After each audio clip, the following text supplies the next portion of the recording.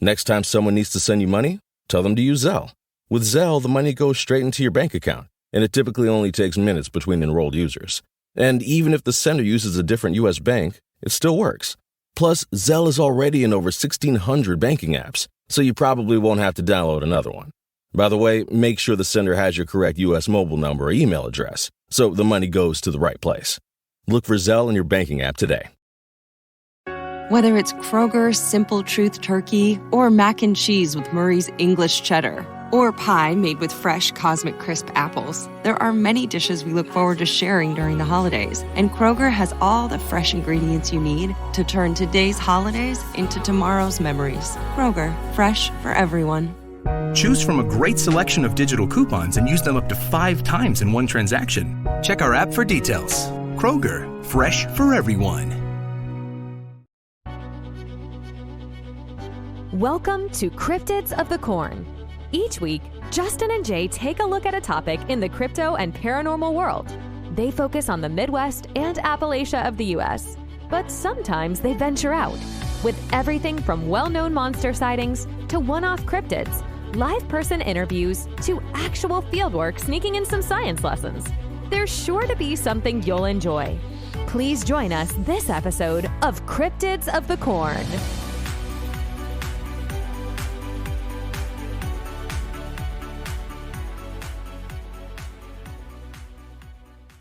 Hello, hello, and welcome back to Cryptids of the Corn podcast. I am the great and powerful Mr. E. And I'm the tinfoil hat Conspiracy Jay. And together we are joined by an amazing guest. Jay, please introduce our guest. We are joined tonight, or today, whenever you're listening to this, by Lyle Blackburn, musician, actor, and author. Say hello, Lyle. Hello. I'm assuming everybody at home, if you're listening to us, you most definitely know who Lyle is. I know I grew up watching, seeing you on TV and stuff like that. It was so cool to actually get to meet you in person and stuff. It was just fun. You know, it was a cool experience for me because you kind of helped us get started into this stuff.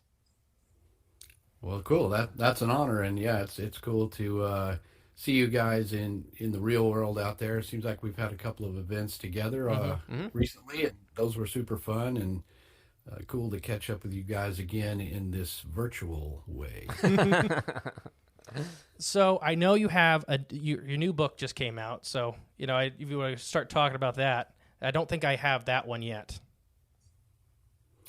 Right, I did not have the book last time I saw you when we were in the great state of Virginia. So the new book is Texas Bigfoot, and this book covers my home state, the Lone Star State, and covers the history of Bigfoot creatures sighted in the area.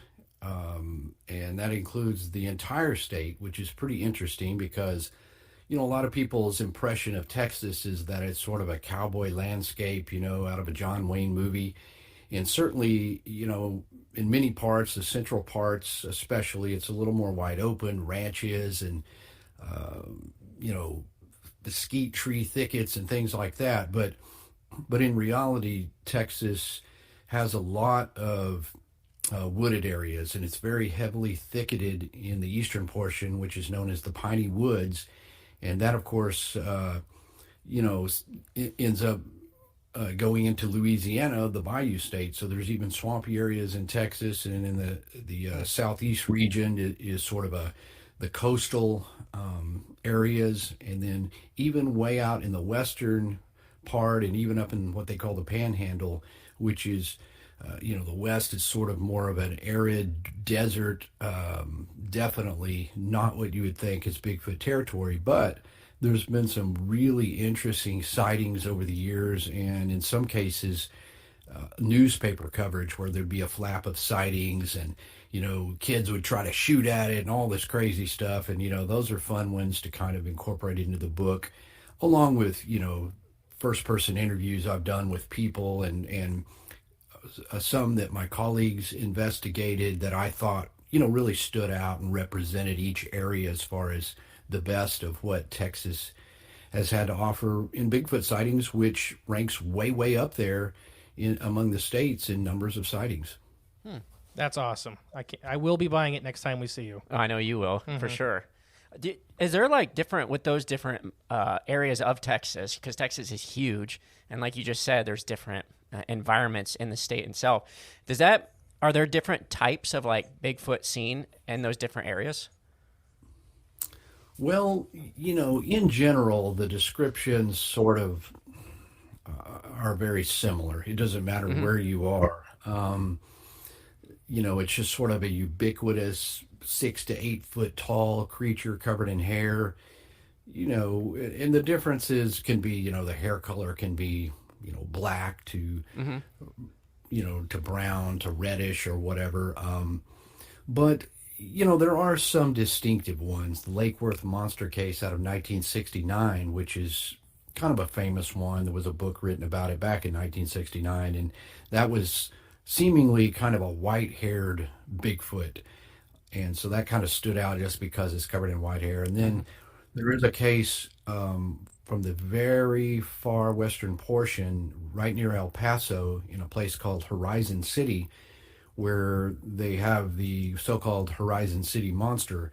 And that's a Bigfoot-like creature, but it was almost described more like a Neanderthal or, even caveman or something of that nature. And it was a little more bizarre, and I guess rightly so, because we're in a place that is not very many trees and a lot of desert areas with some mountains, and I'm certain, certainly remote areas. But other than that, you get out in the eastern portion where the majority of the sightings are, and we're just talking southern Bigfoot, just your hairy, scary, creepy, ominous Bigfoot that you may see for a moment, or it may try to get in your house. Are there any like number of aggressive encounters in Texas? I don't know a lot about Texas. I know in Ohio, we pretty much only have one area that has really any aggressive encounters. It's kind of like other states where, typical sightings, road crossings, or a hunter gets a glimpse, or an old lady that doesn't even know what Bigfoot is and it freaks her out.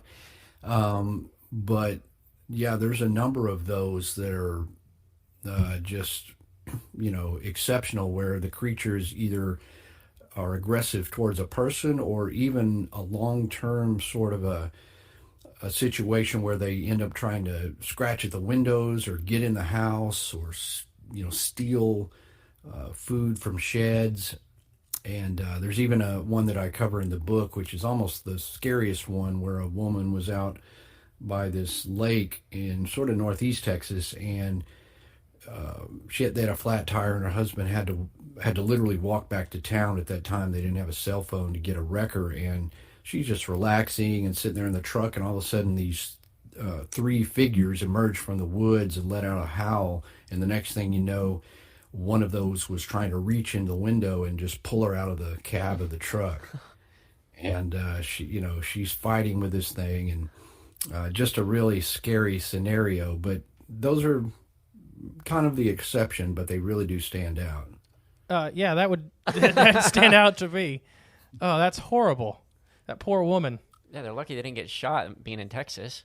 We had one in Ohio. It's you've probably heard this story, but I don't know if anybody at home has heard it. With the older couple that thought they had a group of teens, so they lived out of Cincinnati, outside in the rural area. They thought they had a group of runaway teens living on the back end of their property. So they would buy like pizzas and stuff like that and leave them out there by one of the barns what they thought were teenagers were living in. And they did this for years. And they just thought they were feeding these teens, an older rich couple. And then they went away on vacation. The first vacation they took in like 2.5 years. And they just destroyed everything. And there was classic Bigfoot footprints everywhere, giant muddy handprints like 8 foot on the house. And I can't remember which researcher it was that came out and was like, well, you stopped feeding them. And they did not enjoy that. They've been getting pizza every day for, 2 years. That would be the horrifying encounters. Yeah, spoiled them. Right. It sounds a little similar to one in southeast Oklahoma, where the guys were storing venison in a shed, and they, more and more sightings of a Bigfoot-like creature out there, and then they were breaking in the shed, and then they were trying to get in the house, I guess, trying to find more food. So, eventually the wildlife conservation and game warden were called out there, and they were just like, well, of course they just said, well, it's probably bears. They didn't believe it was Bigfoot, but these guys, brothers, had both had really good sightings. So they're like, well, they're not bears, but the game warden said, well, just you can't store food out here in the shed anymore. You've got to get rid of the food, and that ended up eliminating the problem. But pizzas is a whole different thing. It made me laugh every time I've heard it. I got it. It's in one of our books. I just can't remember which one.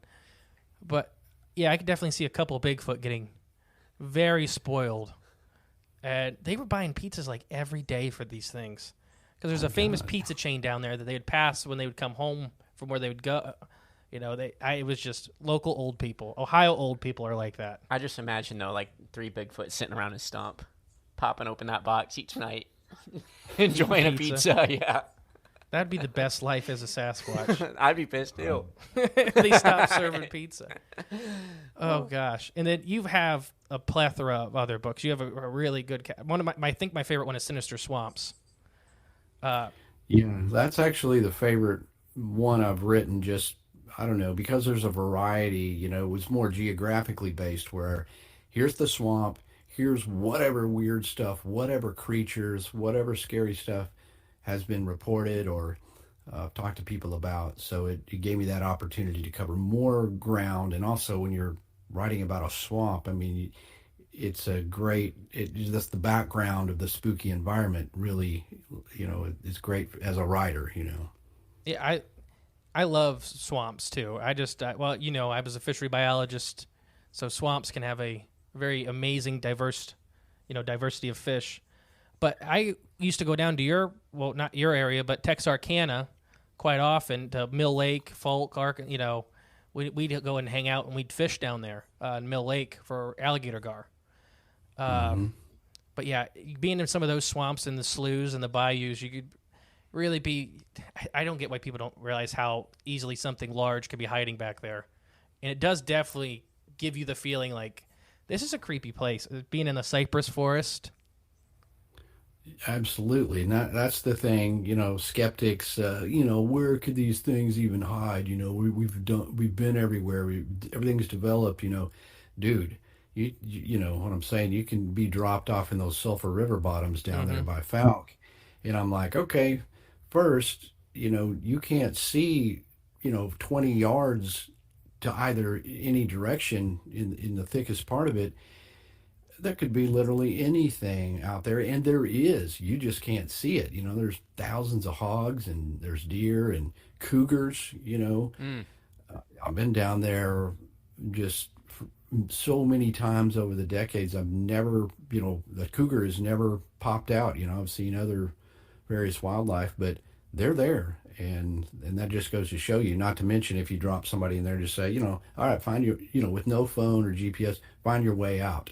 And you tell me there's no remote areas, And they're working on, I don't know if you heard this yet or not, but they think they've rediscovered the ivory-bill woodpecker there on the Louisiana-Arkansas border.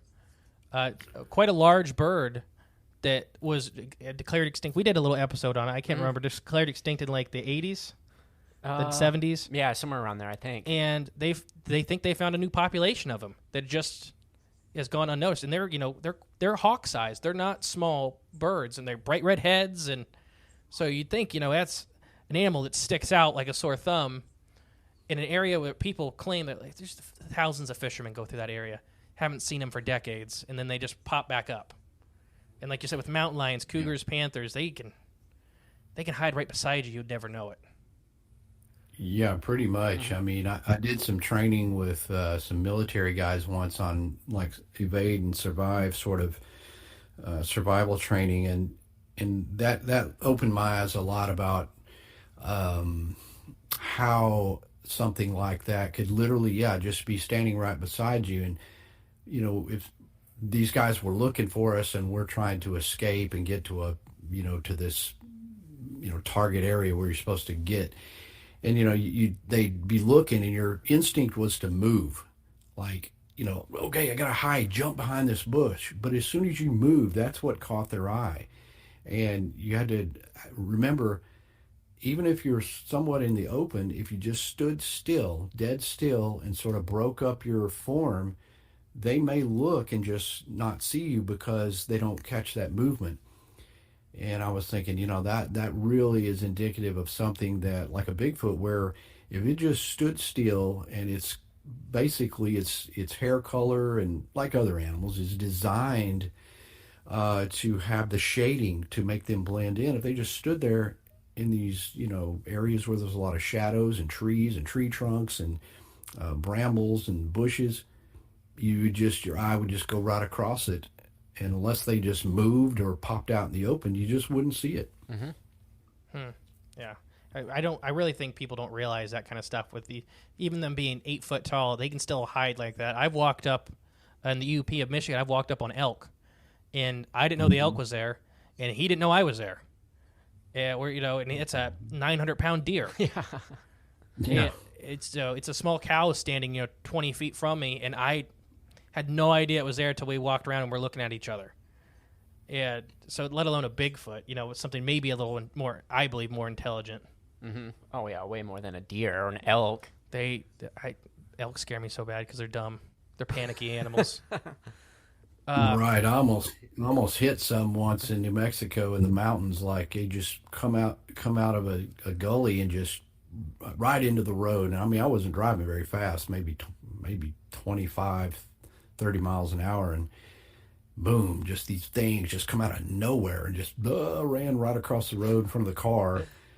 And yeah, they're huge, and and there's a lot more of them. So if you take, if you just picture Bigfoot as being what it would have to be, a very small populations, or solitary individuals roaming around, they're just even harder to see because they're just so few and so far between. We were talking about that earlier with like deer hunters talking about, they tell us locally that we know, Bigfoot can't be real. I'm out there all the time. I'm hunting all the time every year. I've never seen one. They can't be real. And we were just saying, like, you literally sit out in the woods waiting for overpopulated packs of deer to roam through so you can shoot one, and you don't even see them every time you're out. You just have to get lucky and hope they're coming through that area at that particular time. And sometimes you're out there all day long.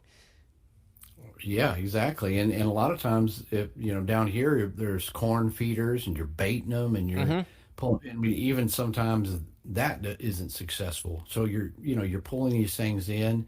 But if you're just out there sitting around waiting, right, you may not even see them. And there's far more of those right than there would be Bigfoot. And that's an understatement. Yeah. I had a buddy that did big cat research. Yeah, he's a biologist, and they had a cat with a collar on it, a tracking collar, and they couldn't find that cat. They literally had a cat with a pinging collar, and they could not find that animal. So, and that's, I really don't think that's I think that's the big problem with people, that they don't realize how much documented animals can really avoid you if they want to avoid you. We're big, loud, slow animals in the woods. We stink. We smell plastic and all this stuff. We're not that hard to tell we're coming in the woods.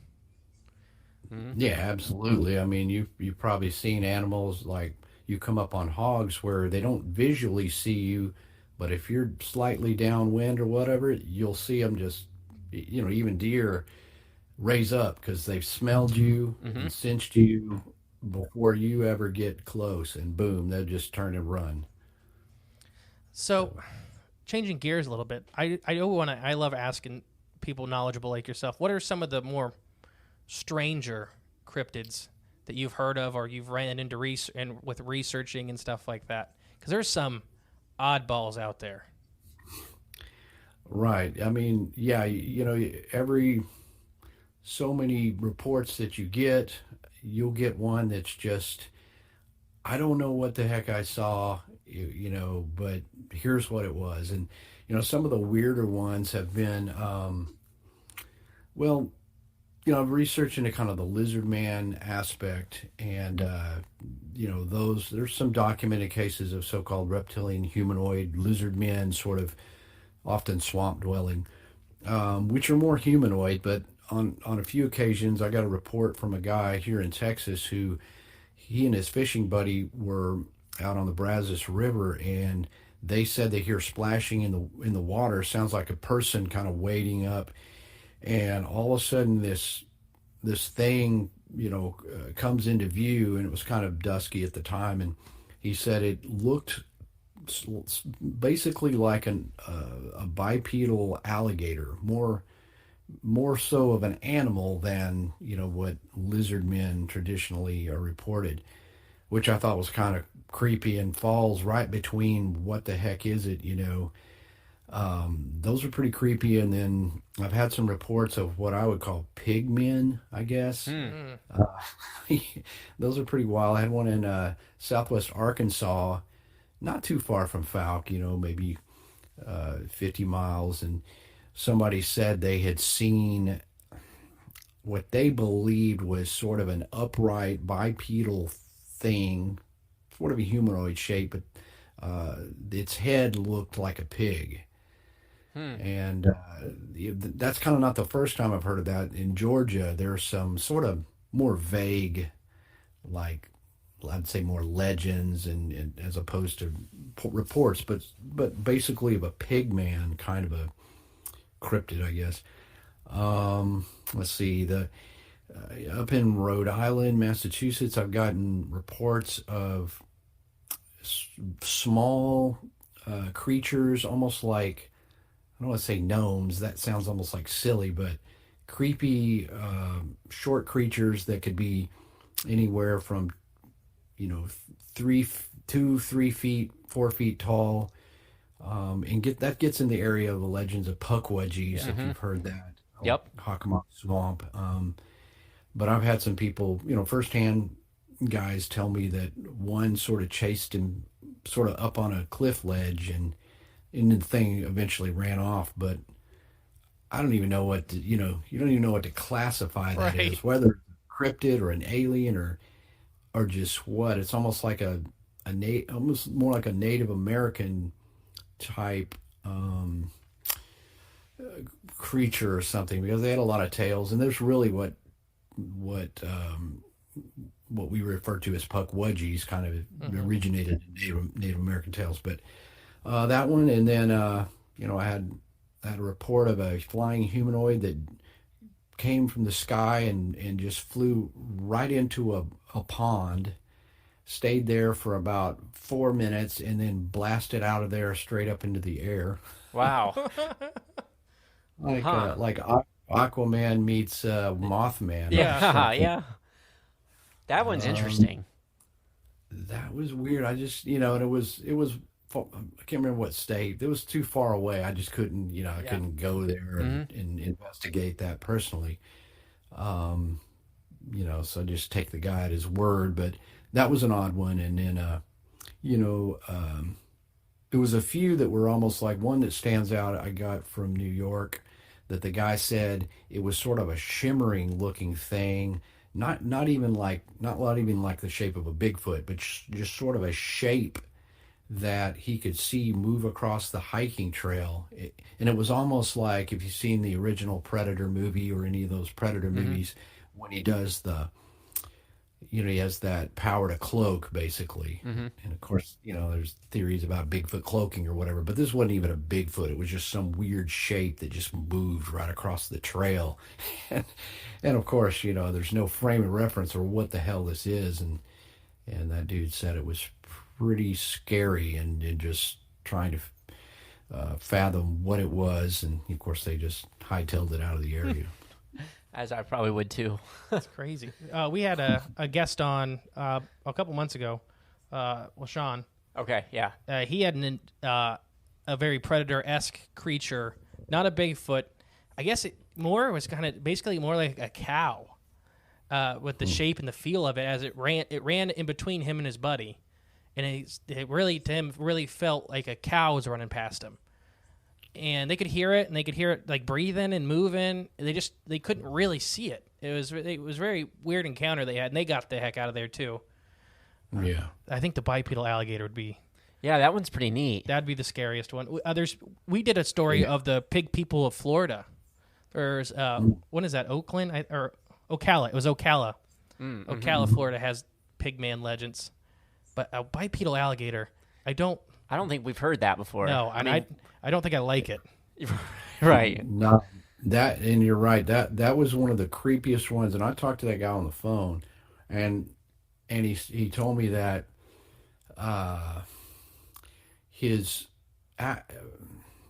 basically his father had seen something similar to that, but that he didn't really put any stock in that prior. And just, I don't know, just that bipedal alligator. And it wasn't just him, it was another witness. I didn't talk to the other guy. I mean, and this was years ago when it happened, but man, he was 100% credible. Just like a fisherman, Texas guy.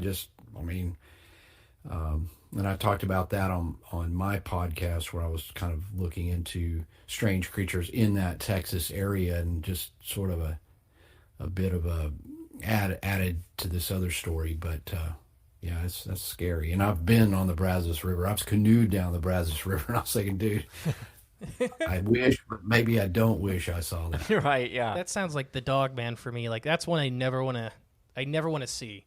I'm fine. But a bipedal alligator is probably up there too. I'm fine. I don't need to see a bipedal alligator. A Mothman, sure, but yeah, that's like skinwalkery. Kind of, yeah. This human animal, but definitely, like you're saying, it's not like the skateboard swamp, like the lizard mans and stuff like that. I don't know. Right. That creeps me out. Yeah, I know. I can't really wrap my mind around it. Wonder if it is like something not from here or something like that. You know what I mean? Oh yeah, that's our little saying is for like interdimensional creatures or whatever. We call them not from here because we don't know where they're from, but they're not from here. Just don't seem to fit here. Right. It just, yeah. And especially these sort of strange and more rare reports like that, you just can't rationalize it. It doesn't fit real, like biology. It doesn't make any sense. It's creepy, scary, and very few, I mean, if as you go on, I may get other reports. And there was one similar one, and I think I do mention this in Sinister Swamps in the chapter on Florida, where Linda Godfrey had somebody report something fairly similar.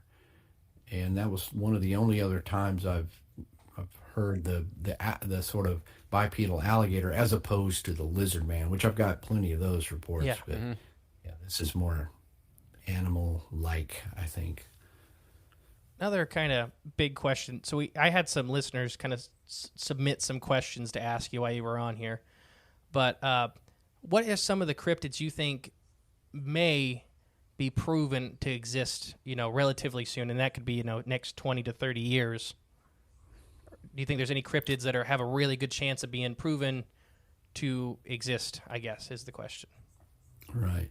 Well, certainly I think Bigfoot is at the top of the list. I mean, you just can't dismiss the sightings, is all hallucination, hoax, or wishful thinking. And there's some pretty compelling evidence as far as footprints and all that sort of stuff. So I almost, it's almost like every day that comes, you're like, any day now, boom, something is going to come forward. So I think Bigfoot, certainly, if anything, it's that. The whole question of chupacabra, there's various descriptions of that, or what the media classifies, and certainly the sort of bipedal canid, the quadruped canid, as opposed to the bipedal thing that was reported in Latin America.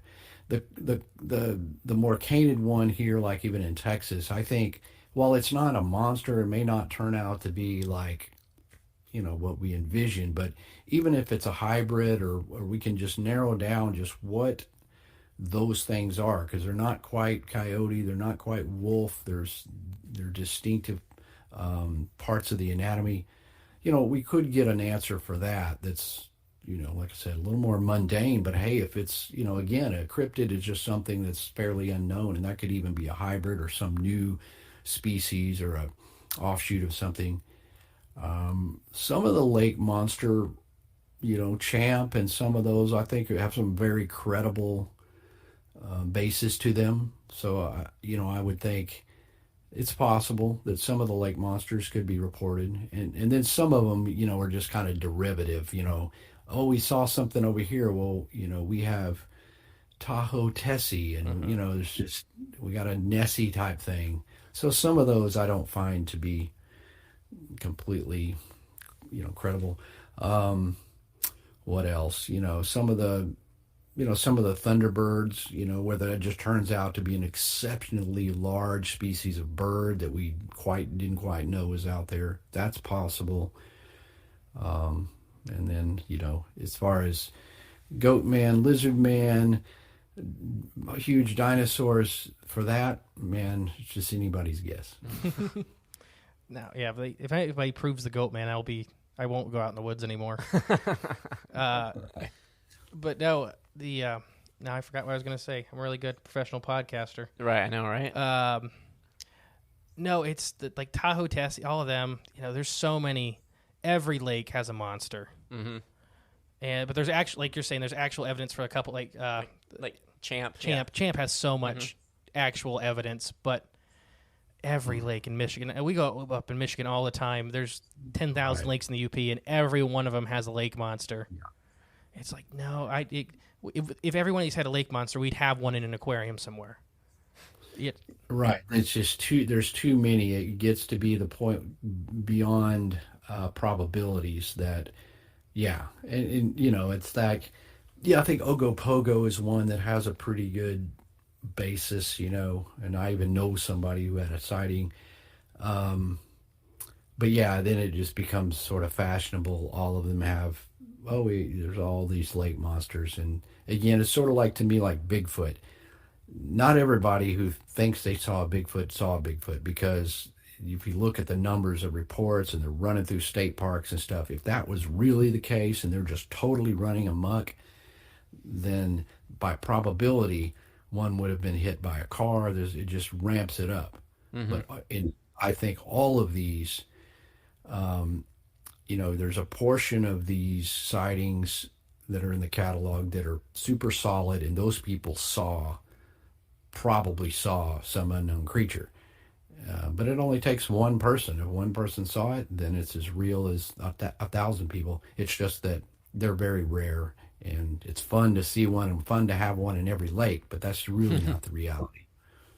Yeah, I'm right. I'm right there with you. It's just we do a lot of lake monster stuff, and I'm trying to remember the pig eel of Kentucky. Like, there's some really weird ones. Yeah, you brought up a lot of strange ones. It's because there's so many, because every lake has one. Our lake a lake I go fishing a lot is Torch Lake in Michigan. I don't know if you ever heard of it, but it's the third clearest lake in the world. It freaks people out because you're seeing fish that are 60 and 70 feet below you just swimming. But it has a giant muskie population, and it also has giant muskie. And when they breed in the early spring, they kind of form a Congo line. So you have 4 and 5 foot long fish, and maybe 5 or 6 of them in this line. And every year people are like, taking videos and recordings of these lake serpents. And it's a whole bunch of muskie just following each other. That's one that, people don't realize it, because the water's clear enough where you can see there's something there. You just can't see this, body start, body stop, body start, body stop. But yeah. That's a pretty interesting one. I'd like to see that someday. Oh, me and Emily, we're videotaping it on our honeymoon. Really? Mm-hmm. Oh, you have to show me that. Yeah. Before we move on, Jay has a hot sauce review. Oh, that's right. So we were down in Tennessee, what was that, about a month ago now? Yes. And we stopped at Legends and Lore Pizza. We were showing that place. Tony Merkel. Tony Merkel took us out for pizza. Yes. Yeah, I know you know Tony. Yeah. He took us out for pizza at Legends and Lore. And then that's where I first seen your hot sauce there. I'm like, oh, I need to try this. I'm not a big hot sauce eater. Loved it. It was really good. So I just So put that out there. Did you try the Rogue Red Chili, the red one? Yeah. Or is it Monster Sauce? Is that what it's called? Right? Yeah. There's Monster Sauce. I have two flavors. It was the red one then. Yep. red chili, and then I have a swamp sensation is the green one. But Ooh, I didn't try the swamp sensation because I was hesitant to try it because I don't like hot sauce really. But I was like, well, I'm here. We're at Legends and Lore. I'll try it. Tried it. Great. I really liked He it. literally told everybody about it. Yeah. yeah, that's awesome. I mean, they've been carrying the sauce for I don't know a year or something, and it moved through a lot of bottles. It's great, and people just love it. And that original flavor, I didn't want to make. It's not a gimmicky hot sauce where it's trying. Oh, it's so hot that No. you Yeah. can use 2 drops, and it's just something that's you can eat and enjoy. And as I've added flavors, I get hotter. But yeah, it's a fun. So because I didn't have them at the 2 events I saw you guys at, I didn't have them on the table because I flew up there. And when you fly, I can't. It's harder to Right. Right. bring them. Customs. So unless I ship them ahead of time, you're talking glass bottles. So usually I'll have them at events where if I'm driving, I'll have cases. But places like Legends and Lore, and there's other Georgia Bigfoot Museum and all other places that'll carry it as well. Oh, Yeah, man. Jay had to tell you about it. He was all excited. I didn't want you to forget. I did forget. I So I'm know. glad you brought that up. Maybe if I ever turn the bowling alley into a cryptid themed bowling alley, we'll carry some There you go. monster you go. sauce. So, and you've done plenty of events this year. Do you have any more events left this year you're going to be at? There's two left. Speaking at a library in Leesville, Louisiana, on November the 14th. So that's coming up. Just sort of my own. Occasionally these libraries will have authors come in and talk or whatever. And then I'm doing the Texas Bigfoot Film Festival. Oh, nice. December the 10th in Texas, which is kind of a new event. This is the second year of just, because there's so many cool, crazy horror Bigfoot films or whatever, just Bigfoot films. So my buddy Craig Woolheater has organized just a little fun deal where people can come and watch these kind of movies. And I present like one of them, just kind of give you the setup. And so that's a really fun event. So this is the second year. And do you have links for all those on your pages? Yeah, I'll make it's sure got the list. they'll be in the link. I'll link everything below in the show notes. So if anybody wants to attend one of those, I'll have the info in the show notes below. But when we were talking at the Southwest Virginia Bigfoot and Friends, we kind of did the hangout session and stuff. But at the event, we actually talked about Mokele and Bembe, and we had a really fun talk. And I know we already did it, but we'd like to do it again if you're okay with that. Sure. I love that one. So yeah, and you have a lot of interesting thoughts, and you were going to go on expeditions, but yeah. So what really drew you to Mokele and Bembe? Well, I remember when I first heard about this, and just sort of that concept that there is a living dinosaur, and I mean, a huge sauropod, type Brontosaurus, if you will, that would be living, among us on Earth today, just really is one of those things that, the kid in me that loved dinosaurs and the researcher in me that looks for possibilities of unknown creatures. It was just kind of a romantic sort of like, wow, this is an Indiana Jones type thing. So I just remember hearing about that, and just the whole thing fascinated me. So, I went out and sought whatever books or any information I could find on that early on, And then you talked that you were that was kind of the thought or the dream of going on an expedition, and how that kind of changed. Right. Early on, it's like, okay, what kind of things can I pursue, and what kind of, would I write a book and do research or whatever. And that was always kind of there. It's like, wow, if I could go over there. And I do have, a couple of colleagues and friends that have been over there, several guys that have been over there in years past, or in one case went there with a TV production crew. But the challenge of that is not so much that it's already challenging to go into an environment like the Congo, you've got to get all the shots. You got to watch out for all sorts of dangerous animals you would not be used to in North America, but also just the politics of getting over there, because you're talking about a government that is barely plays by the rules. You got to pay off people. There's basically guerrilla groups, dudes standing around with machine guns. The cars don't work well. Apparently no one goes to driving school because they drive like a maniac. The food, all of that stuff, so the more I talk to other guys, and of course, the more the years have gone by, it's just even more difficult to get in there, just to even research that. And certainly if you have a television crew, they have teams of people and they can facilitate that, and they've got a budget. But when you're trying to do it your own self, and how many books, if you write a book or if you do a documentary, how much will you recoup anyway?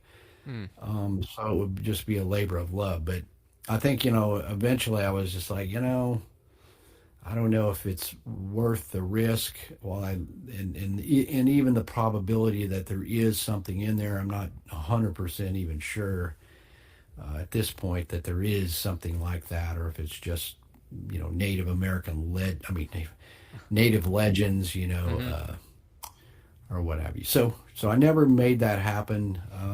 Although early on I was thinking, man, this is the way to do it. And that's sort of the reality of there's no, nameless, faceless millionaire that's giving all of us some money to go Right. to go do this. And then the reality of economics and time and what is the risk. So I never got there, but who knows? You never know. Our favorite quote from you is cryptozoologist, that means poor. Yeah. Right. We've said it a couple times in the show now because it fits. So, nobody's doing any of this to become, extremely wealthy. Yeah. Getting stuck up by the Congo guerrilla groups. Yeah. Oh my gosh. I told you the story of I knew I didn't know him, but I know of a herpetologist, so a reptile guy that went to the Congo, and they just had to keep handing money to people so they wouldn't disappear. And that's what he had done it before, but the guys we were with had never done it. And literally, they would just hand people. He's like, he just keeps handing people money, and nobody ever talked to us. He's like, because if you don't hand them money, they will get money from you. So if you just hand them money and keep walking, they got what they wanted, and you're going to go past, but don't run out of money. But he actually discovered a species of false water cobra that was more venomous than the cobra it was mimicking. And it was just like everything in the Congo, people, animals, bugs, want you dead. Yeah, basically. The Congo is such a scary place. It's not the Amazon. We talked about that. The Amazon now is much easier to research. There's big complexes. There literally is chartering fisheries there in the middle of the Amazon for, people from America and Europe to go and fish. They don't have that in the Congo for some reason. I wonder why. For some reason. Yeah. But no, Mokelium Bembe, if she's real, she will stay hidden due to just... I think she's got the best insurance there against being found. And that's people in the way. And if I was, I don't know, I've got a daughter and stuff. So it's like, you got to weigh all the reality with daddy disappeared into the Congo looking for a dinosaur, So, your life circumstances could be different. If I was just sort of, if I was independently wealthy and I felt like it was safe enough, then it'll be a different deal. But, and also just over time, I always saw myself as, sort of the Southern guy. Like, most of the books I've written have been in the South. And then it just got to be sort of like, I'm the guy that goes in swamps and Southern woods. I got the cowboy hat, and that there's so much stuff to deal with already here. Skunk apes and river monsters and upright crocodiles and whatever. Then I'm like, do I really need to go to the Congo? It's like, that sounds like a pain in the ass. I'll just It go sounds down the Brazos River. It sounds like an expensive, horrible way to kill yourself. Right. Exactly. It would make a good book, but not one I could write, you know. Yeah. 'cause I'd be dead. When they get your letters you were writing, somebody else gets to write that nice book as, you're being eaten by a local tribe or Mokele Mbembe herself. Right, yeah. Yeah, the Congo is just such a scary place. And like you said, the South is just full of cryptids. Mm-hmm. It's like, we always make fun of West Virginia because we do so many weird one-off cryptids.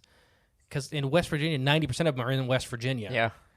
And it's like, I don't know what's in the water there, but it makes monsters. Yeah, absolutely. I mean, and there you got those mist-covered mountain regions and heavy forests. It's like you just roll up in there and driving in, you're just like, dude, what's out there just immediately gives you that feel. And those are places, where you could spend a lot of time just in that one area documenting all sorts of cool and crazy cases. And, and that's kind of the way it's been for me. It's just, if people say, well, how are you going to write a book on Bigfoot or something? Well, I don't know. There's a lot of good books on Bigfoot in general. But no one had ever written a book about the famous Legend of Boggy Creek Fouke monster. There's no book on that. And that was that had been made into a giant movie. So I'm like, well, there's one to start. There's no book on the famous Bishopville lizard man, which I was like, dude, it's like Creature from the Black Lagoon. I'm on it. That sort of thing. And just covering swamps as a geographical location where so many cryptids have been reported. So there's always something where it's like, well, there's already holes that I think people haven't written books or done that research that I can fill that I don't need to repeat. Something like, well, here's another just Bigfoot and just let's recount the same stuff, Mm-hmm. Yeah, definitely. Because there's, like you're saying, there's tons of the basic Bigfoot books, the overall arcing, here's Bigfoot, here's what it does. I mean, there's so many. I mean, I personally own a lot of them too, but, we talk about this stuff all the time. That is amazing. Do you have any personal encounters you've had that you could share with us? I've never had just 100% sighting of what I would say is absolutely a cryptid, but I have had some strange experiences and what I believe could be a sighting. And this was in May of 2021 when I was in the Boggy Creek area, and I was up there to do some research and to visit. There's a place called Monster Mart, which is like the coolest sort of convenience store museum area. They carry my books and stuff, so I love to hang out there and just, you'll meet people coming in and out. So I was up there, and we were going to interview a woman who had sent me some really good howls that she had recorded in an area kind of south of Fouke in what I consider the best heavily wooded areas down by this area called Doddridge. And so, we'd been in the Monster Mart and we were heading down there. So we dropped by an area where there's this sort of remote hidden boat ramp into Mercer Bayou, which is another part of the Sulphur River bottoms where it's really just that classic bayou where cypress trees and Spanish moss, and we've camped and canoed in that bayou many, many times. And so we just went down there to give it a look, and I was there with my good friend and colleague Jerry Hestand, who has been doing this for years, and my girlfriend Ashley, and so we were looking at a couple of trees, the big tall cypress trees that you see in one of the episodes of Monster Quest that Jerry was on. I'm like, yeah, look at how those trees have changed. And I was looking at about maybe 60 yards away or 70 yards. I saw sort of some movement in the trees, which caught my eye. And I was trying to figure out if it was just the way the leaves were kind of moving with the light breeze, or whether I saw something over there. And where I was standing was the end of the boat ramp. There is this bayou channel that's, about 25 feet across, deep, full of alligators. You can't walk across it. And on the other side is part of the Sulphur River bottoms, wildlife management area. This is not private land. There's no people over there. There's no roads. There's no four-wheeler roads. There's no nothing. And so I see that sort of shadow, and I see it again, and I'm thinking, I think it's the trees. Right after that, about 15 yards further back, I see something move in a diagonal manner right across a clearing between, the trees and shadows. And, I just kind of froze. And the strange thing about that is it was very red in color, like quite red. Orangutan red-ish, orange red, if you will. And I'm thinking, and I couldn't see enough of it to say, it wasn't like bobbing or walking, and it was just a big something that moved. I couldn't see the lower portion of whatever it was. I couldn't see legs, but whatever it was very big, enough for me to see it, and absolutely distinct, like I said, because it stood out from the woods. There was no doubt that there was something moving. And so here's the catch. You're just like, is this am I looking at the Falcon Monster? I mean, this is the place.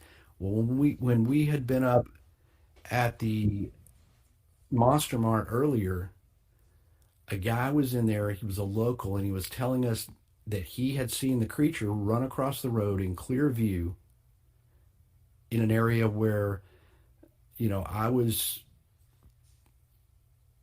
familiar with. And sorry, something was moving in my house. This is getting really spooky. I just moved into a house that's haunted, so that's another story. But Oh, so I see this. So I'm at the Monster Mart, and the guy said, I saw this, what I knew to be the Falcon Monster. And he said, to me, it looked red like an orangutan. wow. And so not even 30 minutes later, we're down there. I see something reddish walk across there. And that's all. And we couldn't go over there because, like I said, we're separated by that water, and we didn't have a boat. So, we just sort of had to go interview the woman. But we did come back later and go across there. And I tried to sort of play out that, reenactment, try to see, the distance and how big the thing was. And there's no roads. There's just nothing over there. And so I was pretty sure it wasn't a person, and it wasn't what else could it be? It wasn't a car, and there's no noise. What is red? Mm-hmm. So that was my possible sighting. And other people over the years have said the thing had reddish hues to it. They say black, brown, whatever. And many of them have said it's reddish, so could be. That's awesome. Right, and so recent too. Yeah. Have you ever heard people talk about maybe like the double coat with the Sasquatch? Where they're, so basically red is the really common one when they're like out in the sun, it seems. But there was one story, I can't remember who told us, but where they had seen it and it was walking through a field and it was bright red, but then the second it got into the shadows, it stood still and looked like it was melting. But what it was doing is it was probably raising the top coat of fur to reveal a much darker coat below. So we have animals that do that today where they have double to help blend in faster. Mm-hmm. So the whole thing is once it got in there, it may be revealing a dark, a brown or a black, so it would blend into the shadows of the woods. Right. No, I can't say I've heard anybody say that in terms of Bigfoot, other than sort of like the way the fur is designed in such a way that it's not just one solid tone. It's if it moves certain ways, or in certain seasons, would thin out to where you get those different hues, or things that help them blend in. That's awesome. So you live in a haunted house now. Yeah. Sort of. Yeah, I'm still trying to assess that. Now, I have actually seen a ghost. When I was in high school, my friend lived in a house, and he sort of nonchalantly had told how he'd seen a ghost. His parents had seen it, even some of my friends. And I was kind of into all that stuff, back, early on, I loved ghosts and UFOs, all of it. I just read books and watched documentaries.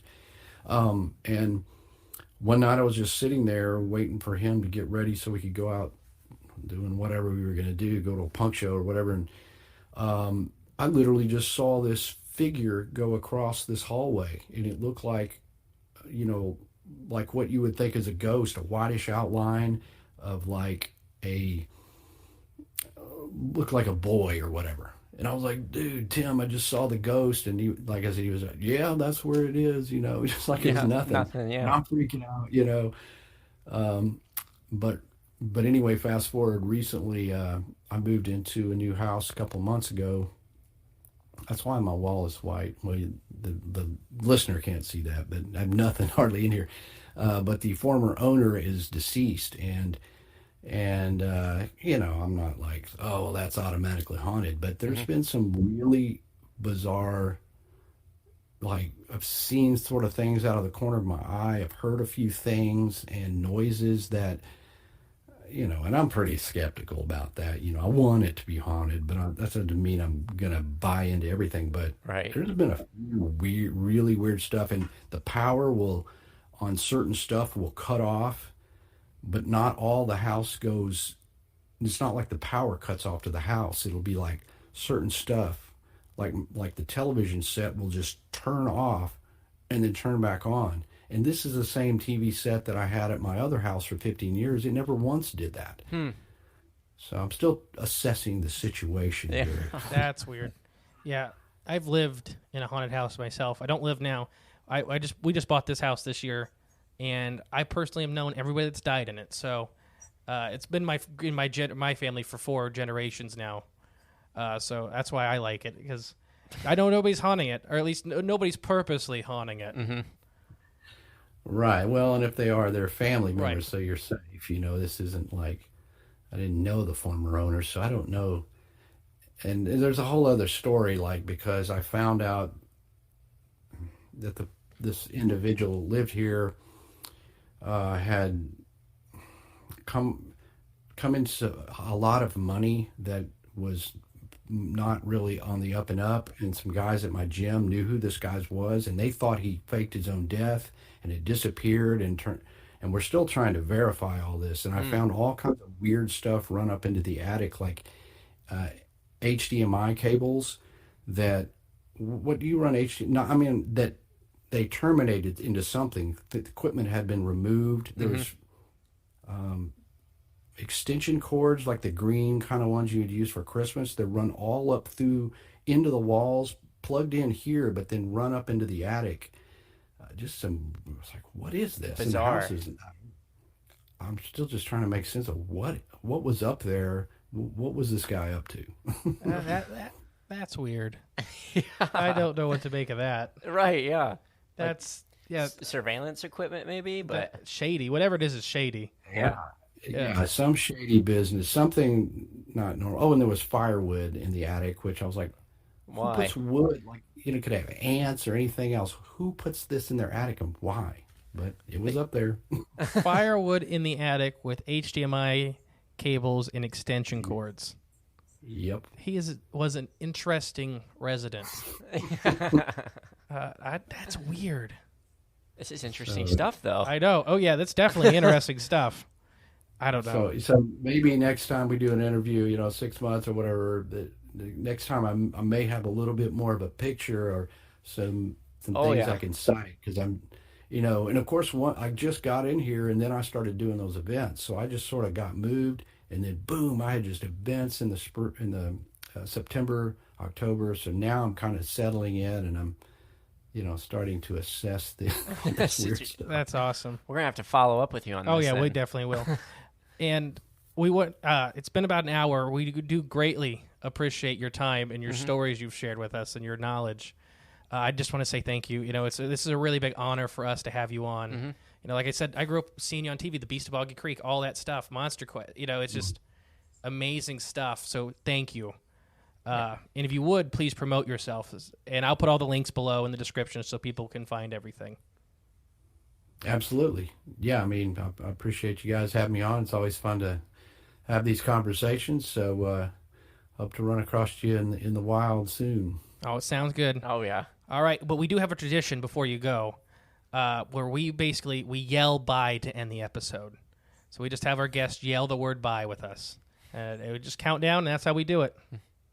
So 3, 2, 1, bye.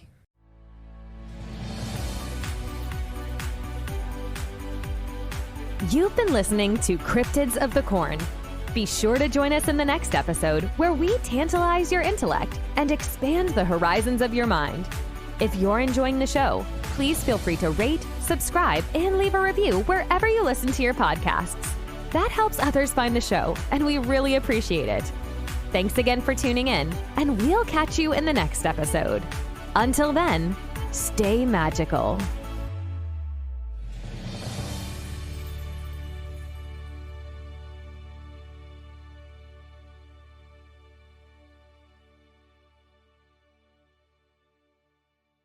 Whether it's Kroger's Simple Truth Turkey or mac and cheese with Murray's English Cheddar or pie made with fresh Cosmic Crisp apples, there are many dishes we look forward to sharing during the holidays. And Kroger has all the fresh ingredients you need to turn today's holidays into tomorrow's memories. Kroger, fresh for everyone. Choose from a great selection of digital coupons and use them up to 5 times in one transaction. Check our app for details. Kroger, fresh for everyone. Next time someone needs to send you money, tell them to use Zelle. With Zelle, the money goes straight into your bank account, and it typically only takes minutes between enrolled users. And even if the sender uses a different U.S. bank, it still works. Plus, Zelle is already in over 1,600 banking apps, so you probably won't have to download another one. By the way, make sure the sender has your correct U.S. mobile number or email address, so the money goes to the right place. Look for Zelle in your banking app today.